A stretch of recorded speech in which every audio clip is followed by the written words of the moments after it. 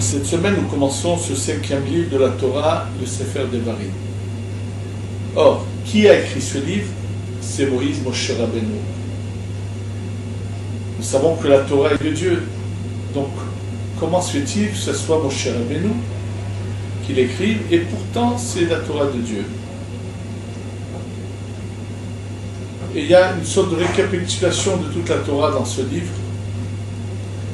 Pour comprendre profondément ce qu'est ce livre de Devarim, ce qu'il faut d'abord savoir, c'est que 5 livres de la Torah sont à l'encontre des 5 niveaux qu'il y a dans le monde de la Hatzilut. Chaque monde, mais entre autres le monde de la Hatzilut, se partage en 5 niveaux, qui sont en allusion dans le nom de Dieu, qui a 4 lettres, qui sont le Yud, le He, le Vav et le He. Simplement, il faut savoir que dans le Yud, il y a une pointe qui fait allusion à quelque chose qui ne peut pas avoir une lettre, parce que c'est trop spirituel pour être représenté par une lettre. C'est-à-dire que, en fait, dans chaque monde, nous avons 5 niveaux, et même au niveau des mondes, on n'a pas 4 mondes, on a 5. On a 4 mondes, et le 5e niveau, qu'on appelle Adam Kadmon, qui est au-dessus de ces 4 mondes qu'on appelle le monde de la Tzilut, Beria, Yetzira et Asiya, et nous nous trouvons à la toute fin de ce 4e monde qu'on appelle Asiya. Les 5 livres de la Torah sont représentés par ces 5 niveaux qui sont dans le monde de la Tzilut. Le niveau le plus haut, on va l'appeler sous des différents noms par lesquels il est appelé dans le Zohar, la Kabbalah du Harizal. Au niveau des Sfirot, on appelle le Keter. Au niveau de ce qu'on appelle les Partsoufim, c'est-à-dire les Partsoufim, c'est-à-dire que chaque lumière a une apparence comme ce serait humaine. Si on faisait descendre cette lumière dans notre monde, on aurait une apparence humaine. Cette lumière aurait cette apparence d'un corps humain. Et au niveau de cette apparence qu'on appelle les Partsoufim, ce qui correspond donc à ce premier niveau, c'est le Partsouf qu'on appelle Arir Hanpin. Arir Hanpin, qui est le Keter, qui en même temps, si on devait le comparer aux 5 niveaux de l'âme, c'est le niveau le plus haut qu'on appelle la Yehida. Et ça, c'est cette allusion qu'il y a dans cette pointe de ce qu'on appelle le Kol Sayud. Le Kol Sayud, c'est justement cette lumière qui n'a pas de lettres.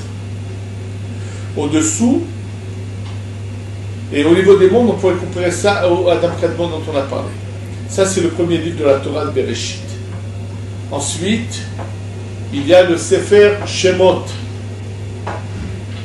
Le Sefer Shemot, lui, est à l'encontre du monde de la Hatzilut, qu'on pourrait appeler dans les Partsoufim, Abba, au niveau des Sfirot, Chochma. Ensuite, il y a le 3e niveau, qui est celui de Vayikra, qui correspond au niveau des lettres du nom de Dieu, le He, puisque celui de Shemot c'était le Yud, là maintenant c'est le He, le premier He du Shema Vaya. Au niveau des Sfirot, c'est Bina. Au niveau des Partsoufim, Ima. Et d'ailleurs, dans le livre de Vayikra, il y a les Korbanot, qui sont la réparation des fautes, qui correspondent à la Bina. Bamidbar correspond au Vav du Shema Vaya, qui est au niveau des Partsoufim, on l'appelle Ze'eman Pinza, au niveau des Sfirot Tiferet. Et au-dessous de cela, donc dernier niveau du monde d'Atsilut, le Chumash Devarim, qui est représenté par la dernière lettre du Shema Vayahe, qu'on appellerait la Malchut.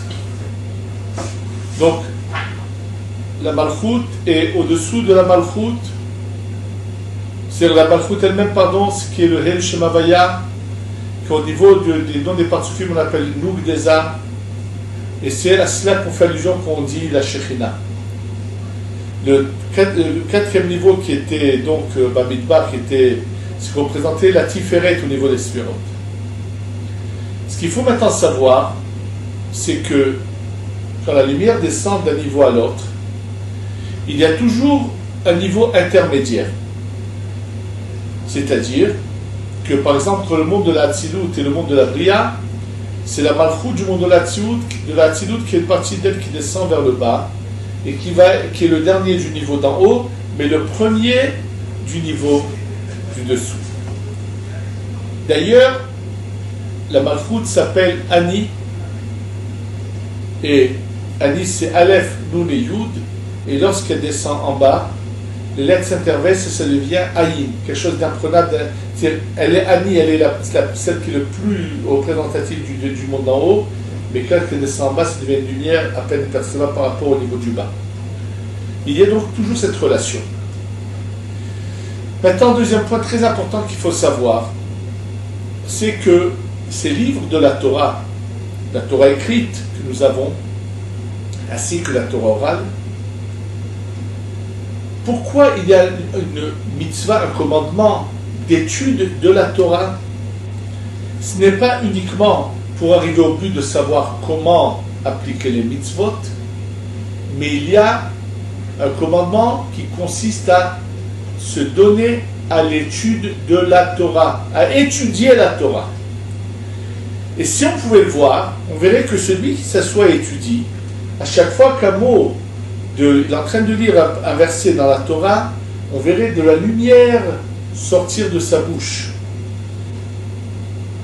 C'est-à-dire que, en fait, ce livre a une sainteté, c'est parce que c'est la lumière divine qui s'enveloppe dans des lettres, qui a un vêtement qui paraît être une histoire, mais ce n'est qu'un vêtement, mais derrière cela, il y a une lumière fabuleuse qui se trouve, une grande lumière qui vient.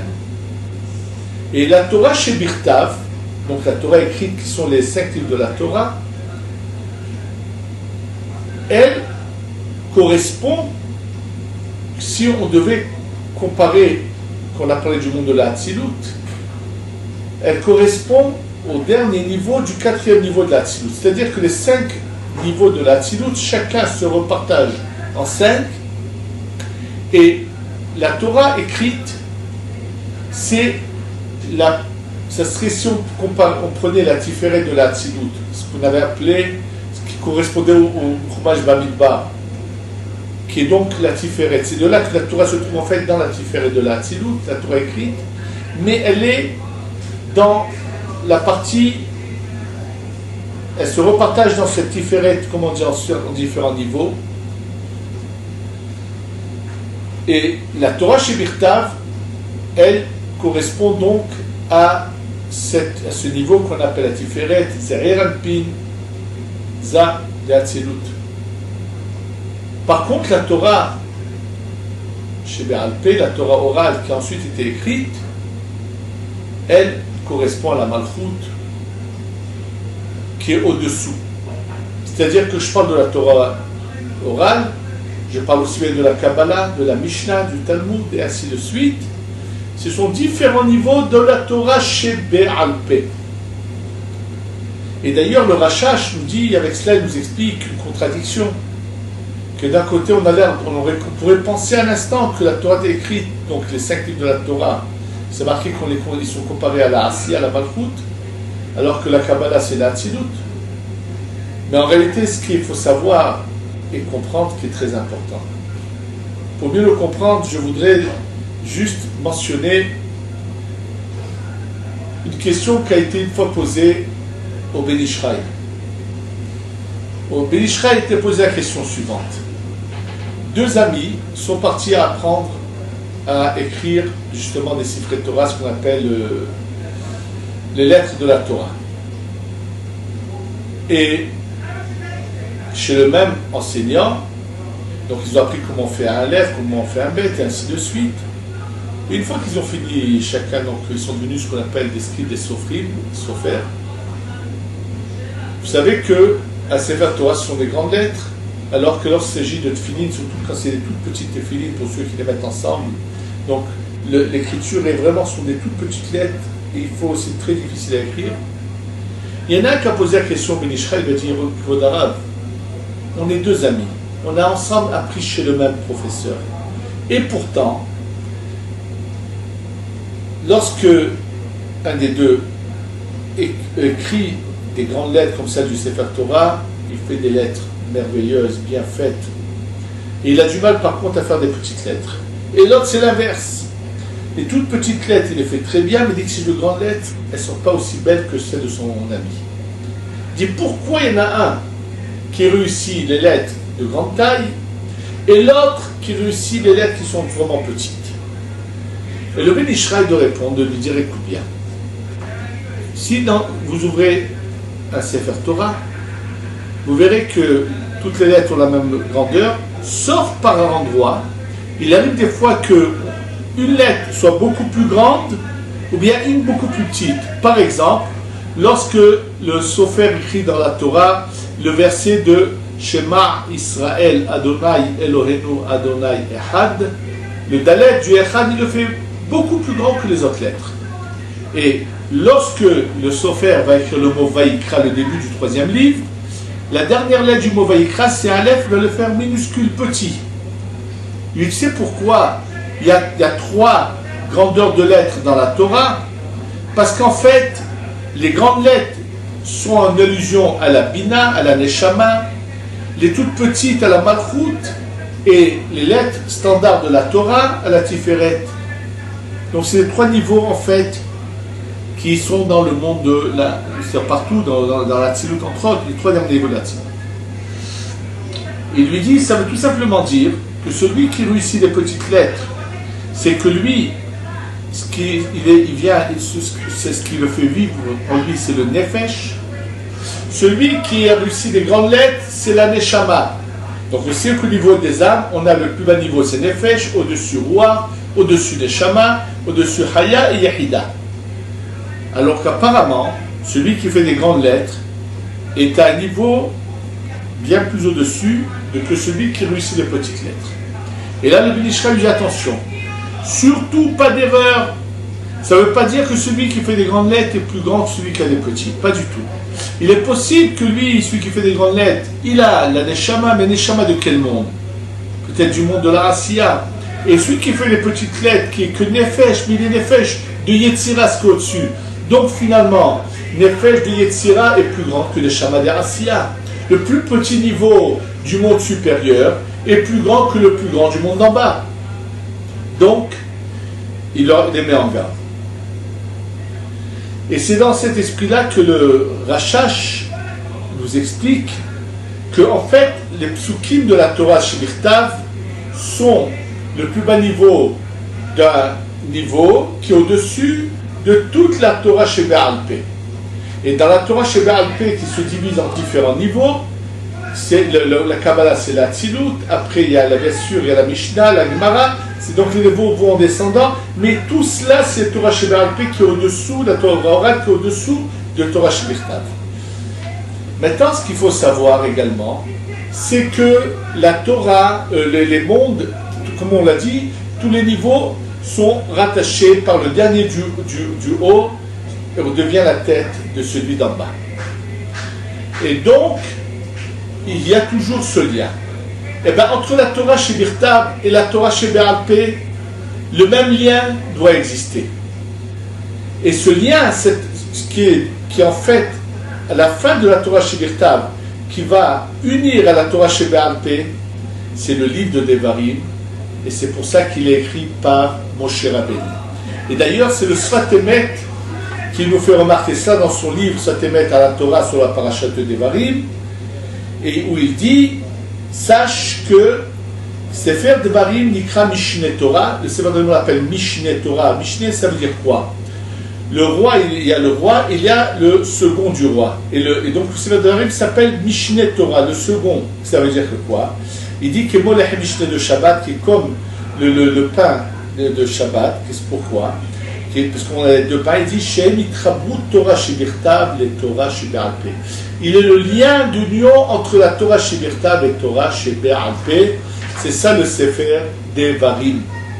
Et donc c'est pour ça qu'il se trouve à la fin, et il est écrit par Moshe, parce que c'est le passage intermédiaire, c'est la Torah Shebirtav, mais c'est ce qui va unir la Torah Shebe'alpeh. La seule chose qui reste à comprendre, c'est pourquoi le Sefer Devarim, Moshe l'a écrit à la toute fin. Et là, nous dit le Sfat Emet, il dit que c'était uniquement après qu'il a détruit Sichon et Og qu'il pouvait écrire cela. Alors pourquoi? En fait, le Ben Ishraï, dans son commentaire sur le traité de Megillah, nous explique que la Torah est donnée à une période précise, elle est écrite bien sûr, et il y a la Torah orale. Mais cette Torah orale, un beau jour, elle va être écrite. Pourquoi elle n'a pas été écrite dès le départ? Alors ce qu'il nous explique, c'est qu'il faut savoir, c'est qu'une lumière, plus elle est haute, moins les forces du mal ont une emprise sur elle. Et plus elle est basse, plus les forces du mal peuvent avoir une emprise sur elle. Après la faute d'Adam Arishon, après la faute du premier homme, les forces du mal avaient un pouvoir inimaginable. Tout s'est mélangé. Il n'y a même pas de peuple d'Israël, tout est mélangé. Même la Torah écrite va devoir attendre avant d'être donnée que cette force du mal commence à s'affaiblir. C'est après la sortie d'Égypte, où là on a récupéré une bonne partie de la sainteté qu'avalait le mal pour se renforcer par la faute d'Adam Arishon. Elle lui a été retirée, et c'est à ce moment-là que va naître le peuple d'Israël. À ce moment-là, on peut donner que la Torah écrite qui est assez haute, et les forces du mal n'auront pas d'emprise sur elle. Mais même dans cette Torah-là, tout le temps que ces rois-là, Og et Sichon, sont existants, ils représentent des forces du mal, Moshe ne peut pas écrire le 5e livre. C'est qu'une fois qu'il les a anéantis, qu'ils n'existent plus, c'est les tuer, ce n'est pas seulement les tuer, c'est détruire ce mal, alors Moshe peut écrire le 5e livre. On va devoir attendre très longtemps pour qu'ensuite la Mishnah puisse être écrite. Parce qu'elle est plus haute que la Gemara. Passe un certain temps, on peut écrire la Gemara. Et on arrive à notre époque où tout peut être écrit. Et donc, c'est pour cela qu'aujourd'hui tout est écrit, bien sûr. Et on est en fait, mais parce qu'on est à la toute fin où la force du mal s'est beaucoup diminuée, il faut savoir qu'il y a tout l'équilibre de la tentation de toujours les mêmes. Donc d'un côté, celui qui choisit la bonne voie, il peut aller très loin, celui qui choisit la mauvaise peut être complètement anéanti et détruit. Et donc en fait, ce livre de Devarim, c'est comme il est la Malchoute, et la Malchoute c'est un peu l'image de tout ce qui est au-dessus d'elle, c'est pour ça que c'est la récapitulation de tout ce qui est marqué dans la Torah, et c'est le lien entre la Torah Shebirtav et la Torah Shebe'alpeh.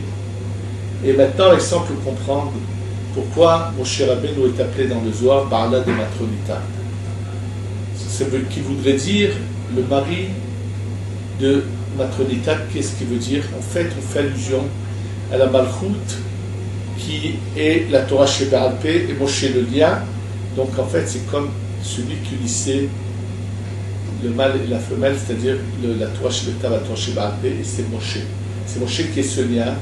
Qui se trouve, c'est pour ça que c'est lui qui écrit ce Sefer Devarim et qui fait ce lien. C'est ça ce qu'est le Sefer Devarim.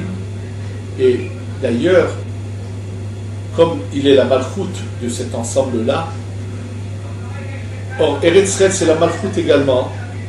J'ai vu que le Rabbi Nachman de Breslev dans son écoute à la Chot fait remarquer que combien de fois Moshe Rabbeinu va leur dire attention. Vous rentrez en Eretz Israël, vous devez faire attention, il va constamment mentionner Eretz Israël. En fait, c'est le Sefer Devarim, c'est le tikkun de la malchoute. C'est pour ça qu'il s'adresse à ceux qui rentrent en Eretz Israël, qui font le tikkun de la réparation de la malchoute. Et c'est pour ça qu'il va leur parler. Lui, il fait partie d'une génération qui est plus haute, que s'il n'avait pas fauté dans le désert, on aurait déjà cette Torah qu'on aura quand le Mashiach viendra. Mais là, la Torah dû descendre encore à un niveau plus bas. Et c'est ceux qui vont ici rentrer en Eretz Israël, c'est pour ça que chaque fois il leur dit attention, vous rentrez en Eretz Israël, faites attention, il leur répète constamment cela, parce que le Sefer Devarim correspond à la Malchoute, et donc qui est Eretz Israël. Et donc, si on voit qu'en fait, Il y a un sens profond à cela, et ça donne juste une idée de ce qu'est ce Sefer-là, ce livre de Devarim. Nous allons commencer, et c'est pour ça qu'il est lu en fin d'année, où on est en train de finir un ensemble de tous les niveaux. Et d'ailleurs, le soir de Hoshana Rabbah, parce qu'entre Rosh Hashanah et Shmini Atzeret, c'est le passage d'une année à l'autre, c'est exactement comme le Sefer Devarim. Et au moment où on finit ce passage, et on va passer à vraiment la nouvelle année, c'est de nouveau le Sefer Devarim qui est mentionné, qu'on doit lire le soir de Hoshana Rabbah. Ce passage dont j'ai parlé de Rosh Hashanah jusqu'à Shmini Atzeret, dans les cours sur Rosh Hashanah, Be'ezrat Hashem, on va expliquer ce que cela veut dire. Be'ezrat Hashem, ça nous aidera à mieux comprendre ce qu'on a expliqué dans ce shiur.